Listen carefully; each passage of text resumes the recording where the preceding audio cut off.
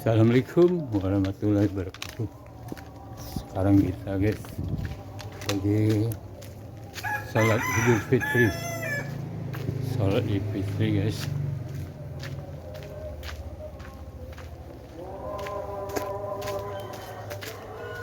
Salat Idul Fitri, istri tidak pergi guys. Sekarang kita yang pergi salat Idul Fitri. Alhamdulillah guys, puasa kita terasa plong hati ini pas bangun tidur jam 3:30. Terasa kok tidak ada lagi puasa Ramadan. Sudah namanya kita bulan suci Ramadan ini terasa kosong sedikit. Sekarang kita sholat di Masjid Iman Ketabing guys. Semoga kita Astagfirullahaladzim.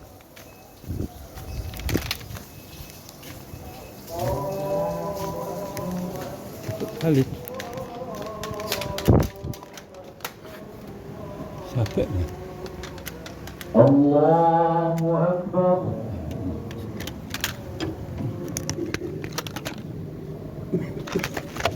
Allahu Akbar. Waalaikumsalam. Allahu Akbar. Allahu Akbar. Allahu Akbar. Allahu Akbar. Allahu Akbar. Allahu Akbar. Allahu Akbar. Allahu Akbar. Allahu Akbar walillahil hamd. Alhamdulillah الذي أنعمنا بنعمه الكثيرة ورحمنا برحمته الكبيرة وباركنا ببركته المستمرة. نشهد أن لا إله إلا الله وأن محمدا عبده ورسوله لا نبي ولا رسول بعده. أما بعد أيها الجماعة إني أوصيكم وإياي بتقوى الله فقد فاز المتقون فوزا عظيما. ثم اسمعوا مني قوله تعالى في قرآنه المجيد: أعوذ بالله من الشيطان الرجيم، بسم الله الرحمن الرحيم.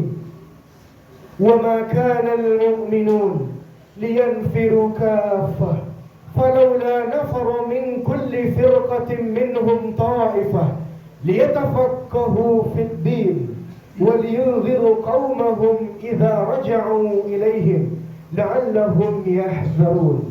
صدق الله العظيم وصدق رسوله النبي الكريم. Hadirin sidang jemaah Idul Fitri yang dimuliakan Allah Subhanahu wa taala. Seorang ateis asal Rusia. Ateis adalah mereka yang dalam keyakinannya meyakini bahwa tidak ada Tuhan yang patut disembah. Segala yang mereka peroleh bukan karena campur tangan Tuhan, melainkan adalah karena usaha mereka sendiri. Suatu hari mereka yang ateis ini naik sebuah pesawat. Ketika di atas pesawat mereka mengalami turbulensi yang sangat hebat, guncangan yang sangat dahsyat. Hadirin sidang jamaah, sontak secara spontan mereka mengatakan, "Oh my God, wahai Tuhanku." Hadirin sidang jamaah yang dimuliakan Allah, bayangkan mereka yang katanya tidak bertuhan saja, yang dalam keyakinannya Tuhan itu tidak ada, namun ketika dalam keadaan mendesak mereka tetap ingat kepada Tuhannya. Maka hadirin sidang jamaah, tentu tidak pantas rasanya kita yang katanya beriman dengan keimanan yang penuh kepada Allah Subhanahu wa taala hanya ingat kepada Tuhan kita di waktu-waktu mendesak saja. Maka pantas rasanya kita awali khutbah dengan melafalkan alhamdulillahirabbil alamin atas segala bentuk nikmat yang telah Allah berikan kepada kita sepanjang tahun ini, sepanjang hidup ini, atau sepanjang Ramadan yang sudah kita lalui. Hadirin kaum muslimin wal muslimat, sidang jemaah Idul Fitri yang dimuliakan Allah Subhanahu wa taala.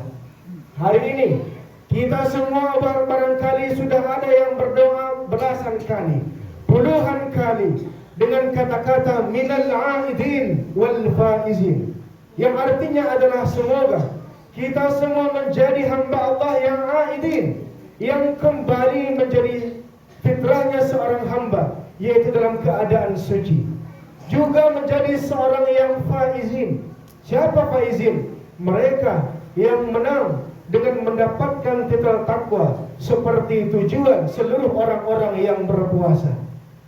Kemudian salawat dan salam kita peruntukkan teruntuk Nabi Muhammad sallallahu alaihi wasallam. Allahumma salli ala Sayyidina Muhammad wa ala ali Sayyidina Muhammad. Sosok yang oleh sejarawan disebut sebagai manusia yang paling berpengaruh sepanjang sejarah peradaban manusia, yang tidak satupun manusia di permukaan bumi ini punya pengikut lebih banyak dibandingkan Nabi Muhammad sallallahu alaihi wasallam. Maka beruntunglah kita menjadi salah satu bagian dari pengikut beliau. Allahu akbar, Allahu akbar walillahil hamd. Dalam khutbah yang relatif singkat ini, khatib tidak bosan-bosannya berwasiat kepada kita semua untuk terus meningkatkan kualitas dan kuantitas ketakwaan kita kepada Allah. Karena sejatinya standarisasi kemuliaan kita di mata Allah hanyalah garis ketakwaan kita. Inna akramakum indallah atqakum. Orang yang paling mulia di antara kalian, kata Allah, adalah mereka yang paling bertakwa.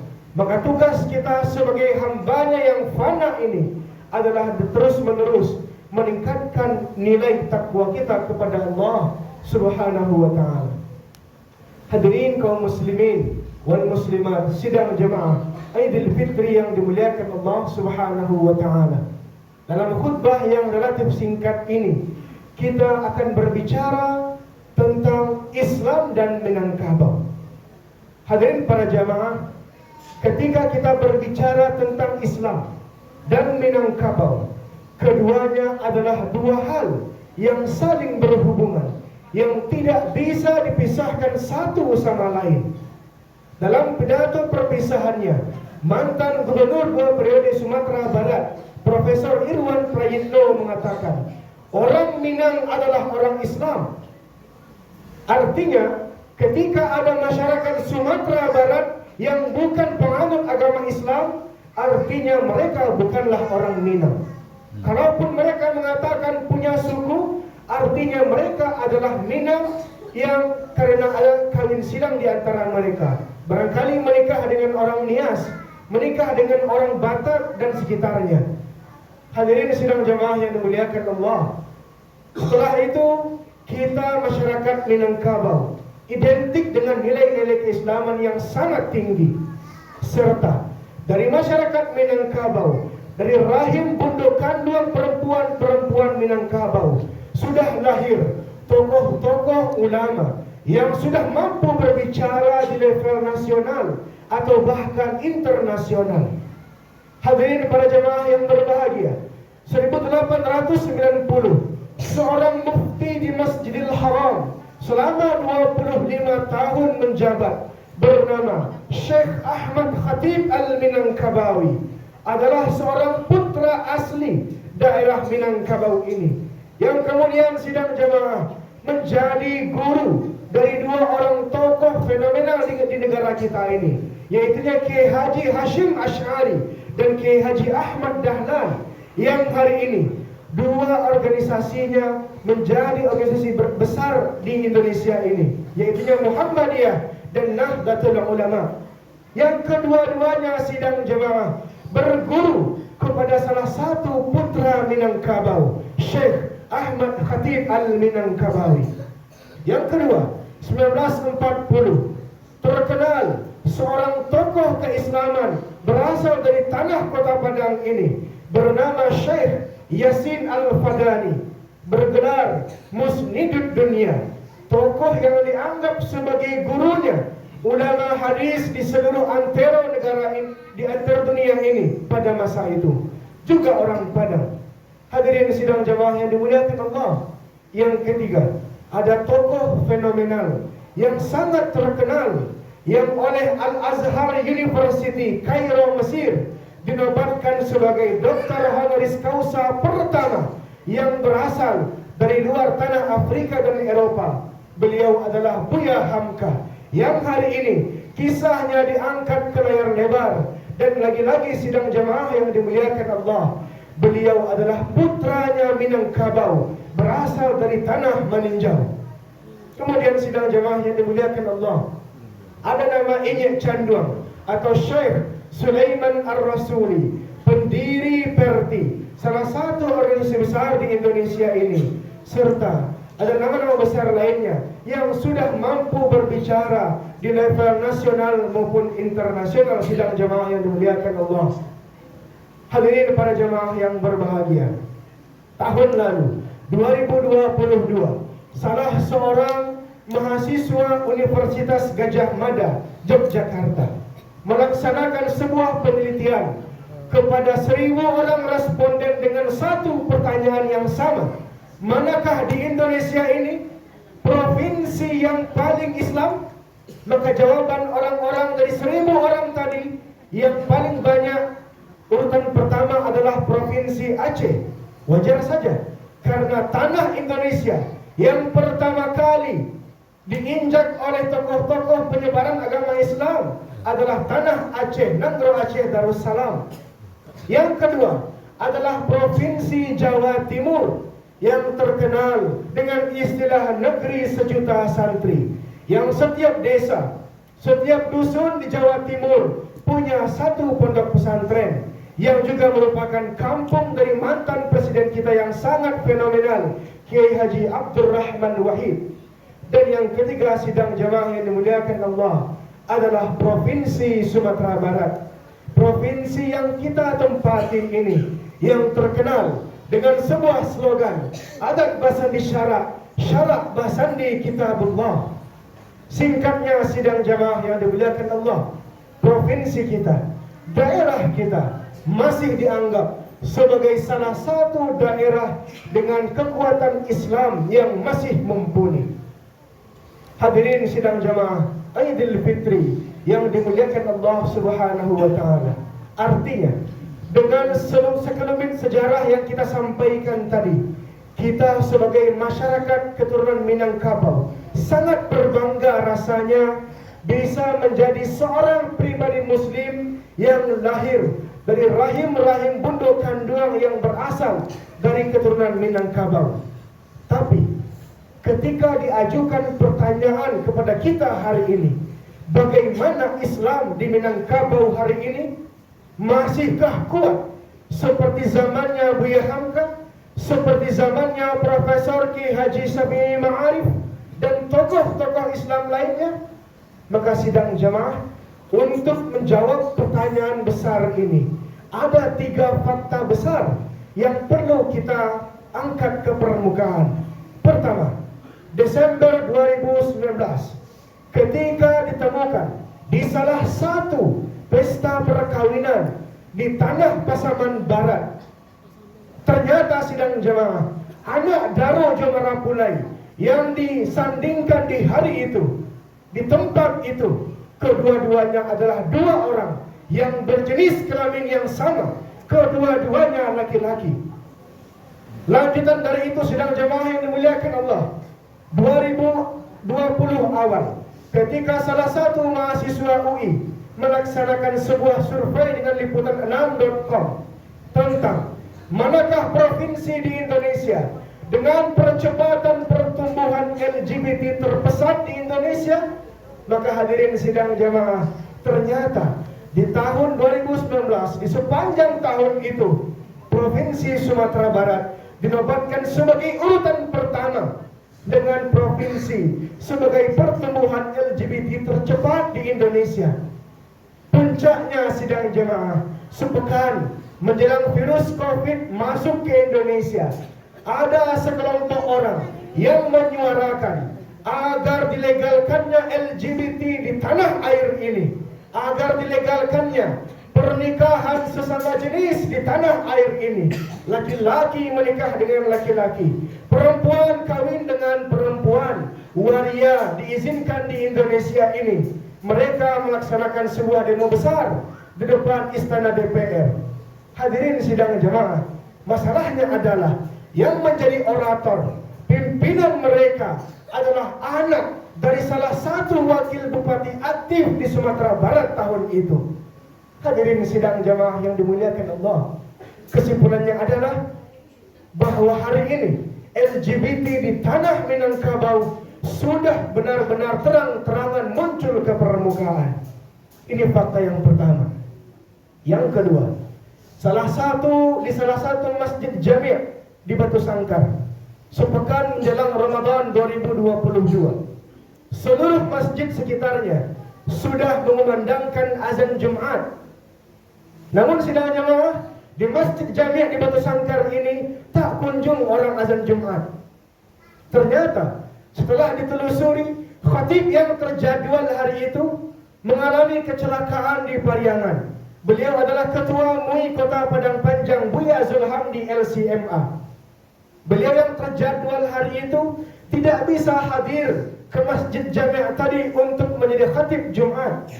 Namun sidang jamaah, masalahnya adalah di antara 300 jamaah yang hadir pelaksanaan Jumat tersebut, tidak satupun di antara mereka yang mampu menggantikan khatib yang tidak hadir tadi. Hadirin para jamaah, ini terjadi di tanah Batu Sangkar yang katanya adalah luhak nan tuo, yang merupakan cikal bakal berdirinya ranah Minangkabau ini. Sementara di hari itu tidak satupun masyarakat pribuminya, masyarakat rantaunya yang hadir di masjid kala itu mampu menggantikan khatib Jumat tadi. Ini fakta yang kedua. Yang ketiga, sidang jamaah yang dimuliakan Allah, 2 tahun terakhir Satpol PP kita rutin melaksanakan razia penyakit masyarakat. Hampir sidang jemaah di setiap pekan itu ditemukan di penginapan-penginapan di kota kita ini, di Kota Padang, pasangan muda dan mudi yang tidaklah pasangan suami istri menginap di sebuah kamar yang sama. Bahkan sidang jemaah, tepat di tanggal 8 April bulan ini, tahun ini, Ramadan ini, yang juga bertepatan dengan 17 Ramadan, dimuat dalam berita Satpol PP Kota Padang bahwa ada dalam sebuah kamar penginapan kelas melati di Kota Padang, di dalamnya ada 1 orang perempuan dengan 4 orang laki-laki. Hadirin sidang jamaah yang dimuliakan Allah, dari 3 fakta ini adalah menunjukkan kepada kita semua bahwa Islam di Minangkabau hari ini sedang tidak baik-baik saja. Ada yang salah, ada yang berbeda dengan penerapan Islam di tanah Gundukanduang ini, di negeri yang katanya punya slogan syarak mengatur adat memakai ini. Allahu Akbar walillahil hamd. Hadirin para jamaah, berdasarkan fakta ini dan realita ini, Profesor Ganefri, Ketua PBNU Sumatera Barat yang juga sebagai Rektor Universitas Negeri Padang, dalam tulisannya Keislaman Minangkabau mengemukakan 2 alasan besar kenapa Islam di Minangkabau hari ini seolah-olah memudar warnanya, seolah-olah menurun kualitasnya. Alasan yang pertama adalah minimnya pemanfaatan rumah ibadah. Padahal Al-Quran dengan tegas menjelaskan sidang jamaah bahwa orang-orang beriman adalah mereka yang senantiasa memakmurkan, meramaikan masjidnya dengan aktivitas-aktivitas ibadah. Apakah itu ibadah fardu, apakah itu ibadah sosial, ataupun ibadah-ibadah lainnya. Namun sidang jamaah yang dimuliakan Allah, hari ini boleh kita lihat di masjid manapun, di musalla manapun, kita melihat ketika di luar Ramadan bagaimana jumlah jemaah kita. Masjidnya megah, dindingnya granit, lotengnya Sunda plafon, kubahnya kubah emas. Tapi sayangnya jumlah jamaahnya lebih sedikit dibandingkan jumlah tiangnya. Hadirin para jamaah yang dimuliakan Allah, padahal kita tahu masjid adalah salah satu organ penting di tanah masyarakat Minangkabau. Buktinya dalam aturan Tambo Minangkabau tertulis jelas bahwa salah satu syarat utama mendirikan nagari di tanah Minangkabau di masa lampau adalah harus adanya sebuah masjid atau surau. Kenapa? Karena seluruh aktivitas masyarakat Minangkabau di masa itu semuanya bermuara di surau. Barangkali kita pernah mendengar sebuah dendangan kembali ke surau. Hadirin sidang jamaah, sejatinya lagu ini syarat akan makna. Kenapa tidak? Hampir seluruh aktivitas masyarakat Minangkabau di masa lampau semuanya berkutat di masjid. Remaja-remaja kita semuanya ketika sudah masuk usia remaja, laki-laki tidur di masjid di surau. Ibu-ibu kita ketika ada event-event seperti Ramadan, seperti Maulid Nabi, mereka masak-masak di surau atau di masjid. Nenek mama kita, orang tua kita, mama kita, ketika ada hal yang perlu dirundingkan, mereka bermusyawarah di masjid. Artinya sidang jamaah, masjid sejatinya di tanah Minangkabau punya peran penting yang tak dapat digantikan. Nah, sementara faktanya sidang jamaah hari ini, masjid kita sama seperti tempat wisata yang hanya dikunjungi di waktu-waktu tertentu saja. Hadirin sidang jamaah yang dimuliakan Allah Subhanahu wa taala. Barangkali ketika Covid melanda kita 2 tahun atau 3 tahun yang lalu, kita boleh berbangga. Sampai kepada aktor-aktor domino di Lapau, semuanya menyuarakan bakok ditutup musajid kami, berangnya. Sementara hari ini, ketika pintu masjid kita buka lebar-lebar, kemana mereka yang bersuara itu? Hadirin para jamaah yang berbahagia, inilah sektor pertama yang menjadi penyebab kenapa Islam di Minangkabau keluar dari relnya. Sidang jamaah yang dimuliakan Allah. Yang kedua, minimnya kaderisasi ulama. Dalam sebuah pidatonya sidang jamaah yang dimuliakan Allah, Yusuf Kala mengatakan ulama itu bagaikan lampu, bagaikan lentera yang tugasnya adalah menerangi, memberikan penerangan kepada orang-orang yang berada di sekitarnya. Sementara hari ini Bapak dan Ibu sidang jamaah yang dimuliakan Allah, ketika kita menilik dan melihat data yang disuguhkan oleh Kementerian Agama dan Kementerian Pendidikan dan Kebudayaan tentang jumlah pendaftar siswa baru pondok pesantren atau madrasah dengan SMP atau SMA umum, perbandingannya sidang jamaah di Sumatera Barat 1:40. Satu anak masuk pesantren, 40 masuk SMP atau SMA umum lainnya. Hadirin sidang jamaah, dapat kita simpulkan bahwa minat orang tua masyarakat Minangkabau hari ini menyekolahkan anak-anaknya ke lembaga pendidikan keislaman sangatlah rendah, sangat minim sekali. Ini dibuktikan dengan data yang ada. Padahal sidang jemaah, kita tahu bahwa 10 tahun, 20 tahun yang akan datang, yang menentukan nasib agama di tanah Minangkabau ini adalah mereka, para generasi Z ini. Mereka yang hari ini berusia 20 tahun, 25 tahun. Coba kita bayangkan ketika mereka menjadi seorang pemimpin, tapi tak ada pengetahuan keagamaan dalam pikiran mereka. Bagaimana nasib daerah kita ini? Hadirin sidang jamaah yang dimuliakan Allah, maka cukuplah sebuah kisah yang terjadi di tanah Talawi Sawah Luntur menjadi tamparan untuk kita semua. Ketika seorang pensiunan dosen di Unan sudah pensiun kemudian tinggal di Talawi Sawah Luntur, hari itu hari Jumat jam 4 subuh. Ketika itu beliau kambuh asmanya, sehingga setengah jam kemudian beliau menghembuskan nafas yang terakhir. Tak lama setelah itu dikabarilah ketiga anaknya. Yang ketiga anaknya sudah sukses. Anak pertama seorang pengacara di Kota Padang. Anak kedua seorang developer besar di Kota Padang ini. Dan anak ketiga, seorang tata busana hebat di tanah Jakarta sana. Bapak dan Ibu para jamaah, ketiga anak tadi disuruh pulang ketika ayahnya sudah meninggal. Dan ketiga-tiganya bisa pulang kampung. Kemudian sidang jamaah yang dimuliakan Allah, ketika sudah jam 10 pagi, tidak satu pun masyarakat di sana yang berinisiatif untuk menyiapkan penyelenggaraan jenazah. Apakah itu mencabik kapan, peralatan mandi dan kebutuhan lainnya. Ternyata sidang jamaah yang dimuliakan Allah, setelah ditelusuri, ternyata ustaz-ustaz tukang mandikan jenazah di kampung itu, di hari itu sedang berziarah ke daerah Sungai Sariak Pariaman, mengunjungi makam Angku Salib. Sehingga sidang jamaah, tidak ada di hari itu tukang mandikan jenazah yang standby di kampung itu. Sudah jam 10 pagi hari. Kemudian sidang jamaah ditawarkanlah kepada anak beliau yang bertiga tadi untuk menyelenggarakan jenazah ayahnya.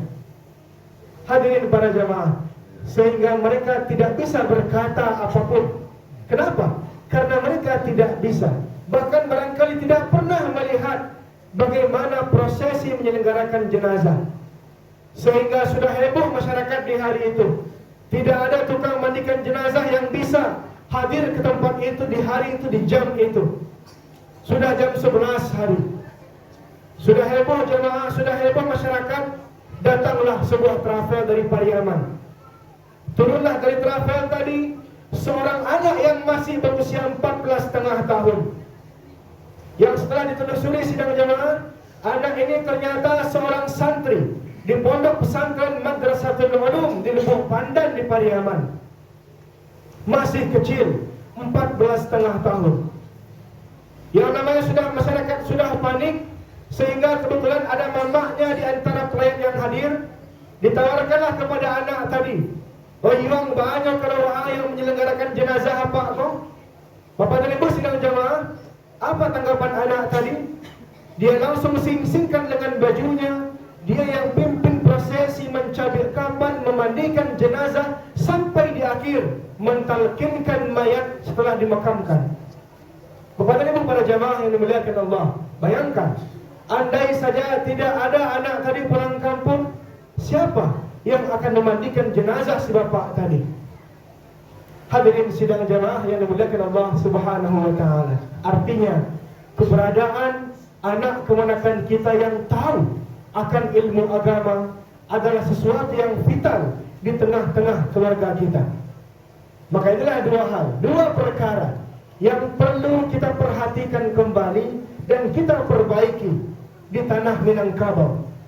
Inilah dua penyebab utama kenapa masyarakat di Minangkabau, masyarakat Muslim khususnya di tanah Minangkabau, sudah seolah-olah jauh panggang dari api. Sudah jauh dari slogannya adat basandi syarak basandi kitabullah. Allahu Akbar, Allahu Akbar, walillahil hamd. Hadirin sidang jamaah Idul Fitri yang dimuliakan Allah Subhanahu wa taala.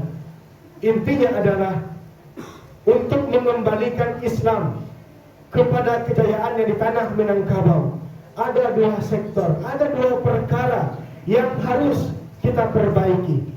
Yang pertama, sesuai dengan perintah Allah, surah At-Taubah ayat 18. Bagaimana kita semua kembali kepada jati diri kita sebagai masyarakat yang senantiasa memakmurkan tempat ibadahnya, memakmurkan masjidnya. Yang kedua, bagaimana kita mendidik anak-anak kita tidak sekedar pengetahuan duniawi saja. Kita berikan kepada mereka bekal-bekal yang sifatnya ukhrawi, yang jelas mereka dan kita butuhkan. Seperti firman Allah At-Taubah 122 yang menuntun kita untuk memberikan bekal agama kepada anak-anak kita. Hadirin sidang jemaah Idul Fitri yang dimuliakan Allah Subhanahu wa taala. Terakhir, hendaknya momentum Idul Fitri 1440 Hijriah ini menjadi titik tolak oleh kita semua untuk kembali meningkatkan kualitas keislaman di tanah Minangkabau ini, seperti titah dan titih dari para pendahulu kita dan para para leluhur kita. Serta kita bermohon kepada Allah agar puasa kita, agar ibadah saum kita selama 30 hari atau 29 hari belakangan ini diterima oleh Allah Subhanahu wa taala. Amin amin ya rabbal alamin. Mudah-mudahan bermanfaat serta bisa kita renungi dan kita amalkan dalam kehidupan sehari-hari. ونفعني وإياكم بما في القرآن الكريم وتقبل مني ومنكم تلاوته إنه هو السميع العليم.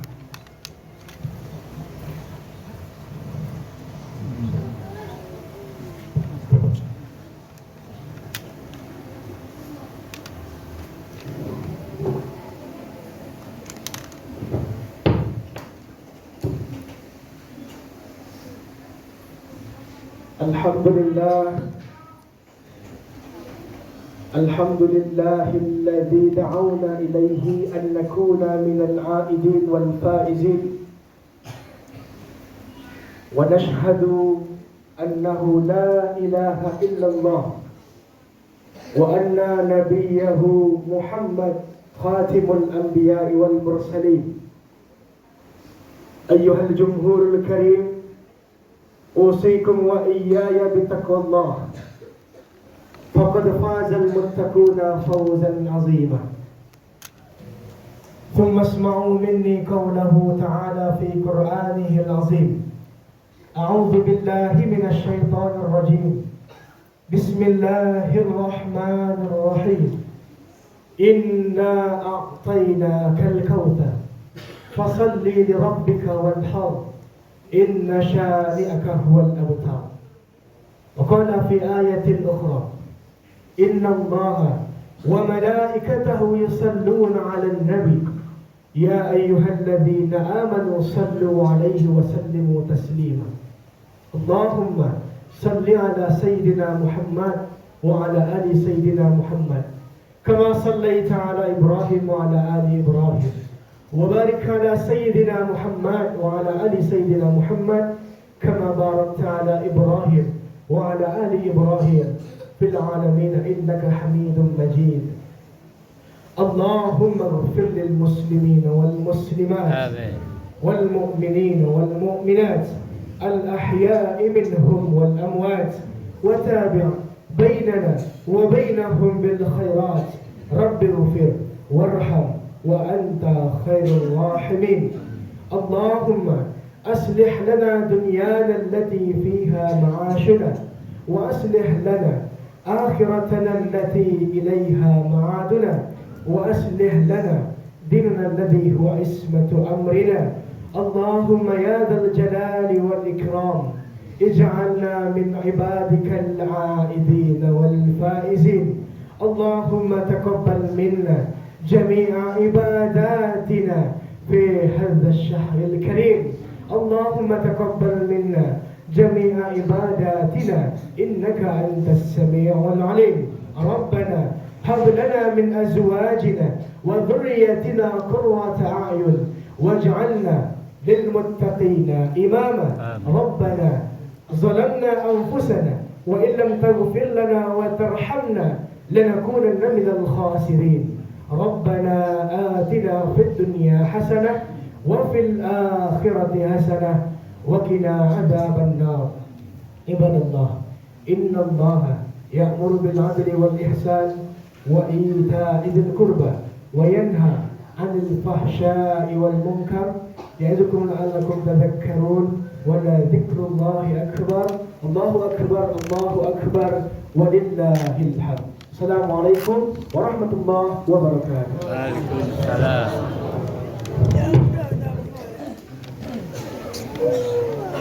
الله أكبر.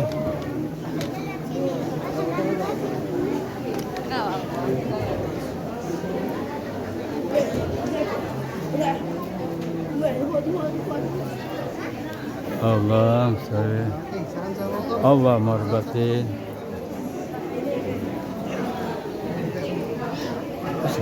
Allah. Ya mari. Allah marbatin. Allah. Allah marbatin. Allah marbatin. batin. Ya, batin. Ya, mari batin ya. Mari batin ya. Ya. Mari batin.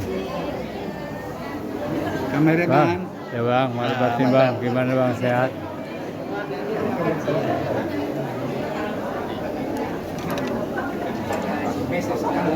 Bang, mari batin.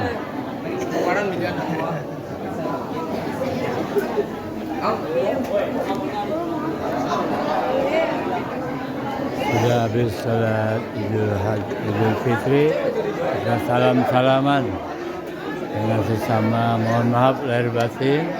Semoga ampunkan segala dosa.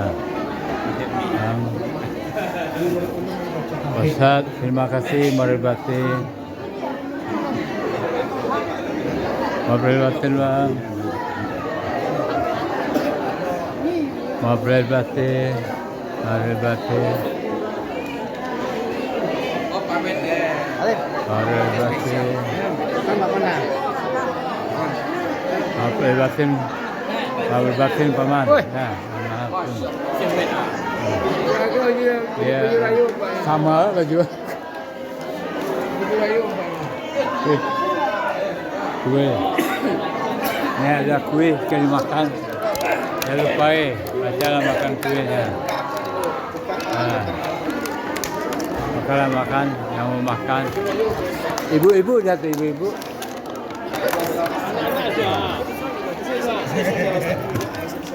Kadang lingkaran setiap Pak, kadang lingkaran setiap. Lingkarnya gadangnya banyak kan makan. Ya ibu tuh. Bagus Pak Aduh, Bang ya. iya awak. Bang muda Bang kayak gini nah. Ada sama tuh sama pula sama tuh. Sama ke. Itu adik saya, adik paling kecil.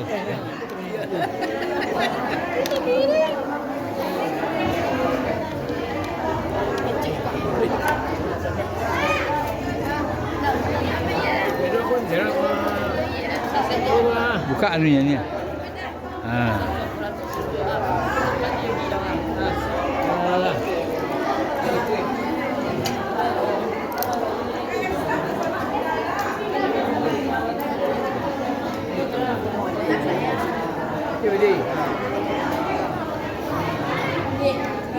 Gerak nah. Jangan tu lama itu kecil. Apa cerita bisa? Alah. Itu lah. Baca bismillah lah. Bismillah lah.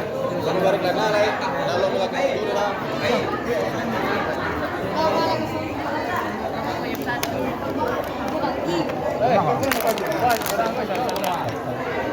Ini buku suara KS tarawih yang mana? Ya, tarawih itu suara KS. Boleh. Tahu ya. Jangan masuk ini dong. Emel, itu film dia kami cinta. Kan kue ni lebaran. Kan kue. Weh perempuan anu masuk TV kamu.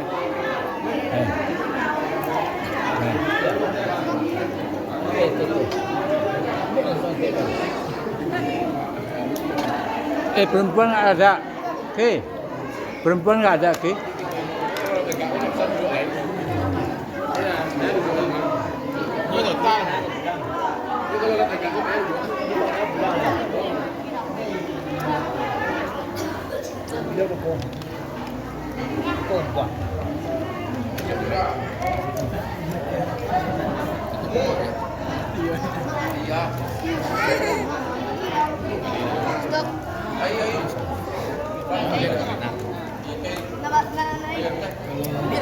Bisa kan hanya satu apa?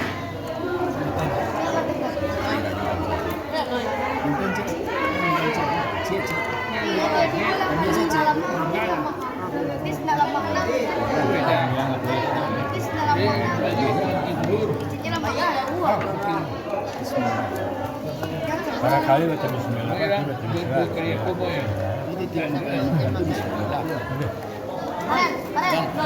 Bantu air. Bantu air ya.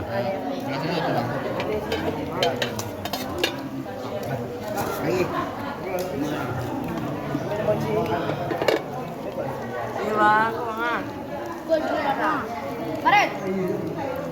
Baret.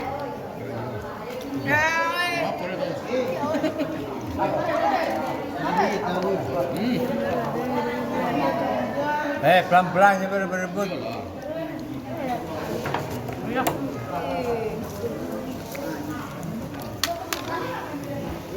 Ya semuanya. Mari kita bersama mengucapkan selamat Idul Fitri. 1, 2, 3.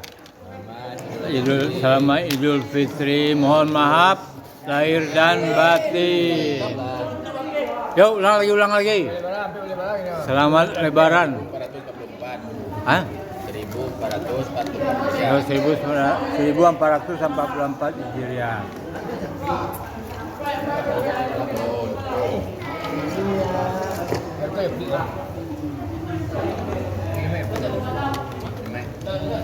Lambi lah ya. Lu baju dulu sama pula nih adik saya. Adik? Yung merah di rumah, orang musuh. Iya. Gitu ya. Balik adik paling kecil. Jadi nggak yuk, Pak. Iya tuh lah. Apa cara payah lah.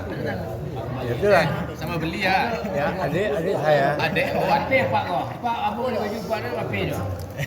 abangnya. Ya ada. Abang. Oh, bang. Abang. Di kecil kau pak. Nah, aja. Tadi lah baju.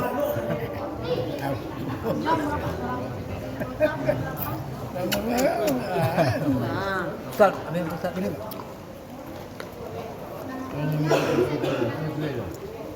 Ustaz. Ya kalau nggak dimakan lah susah Ustaz.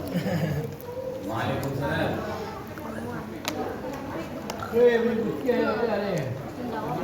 Pak, Pak, kue ha?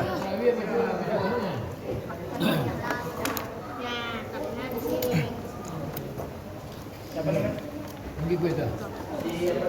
Ano siya eh? Apa? Ano siya eh?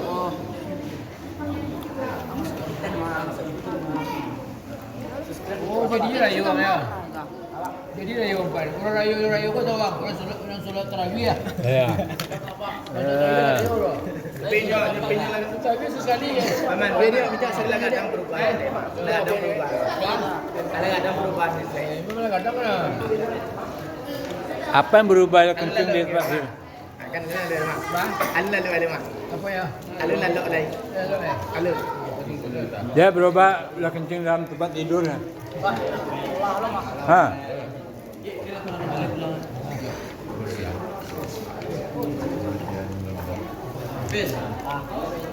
Apa? Gali nak dulu. Ay, benda lah, Pak Men. Pak Men.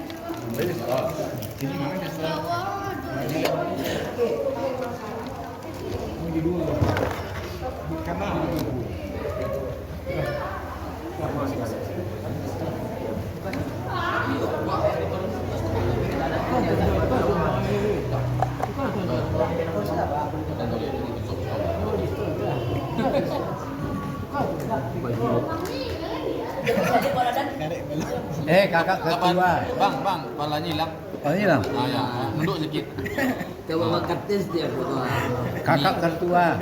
Kameranya enggak menjongkak kan sedikit. Masalah. Ya. Weh, kakak ketua.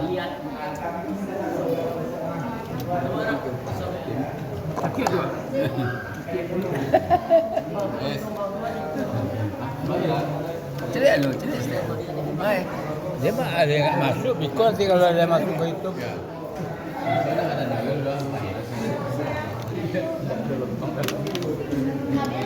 Nanti buka aja Ustaz Edi Pak Dile. Edi Pak Dile. Nanti minta aja nomor teleponnya Ustaz. Ada pulpen Pak. Banyak lebih penting.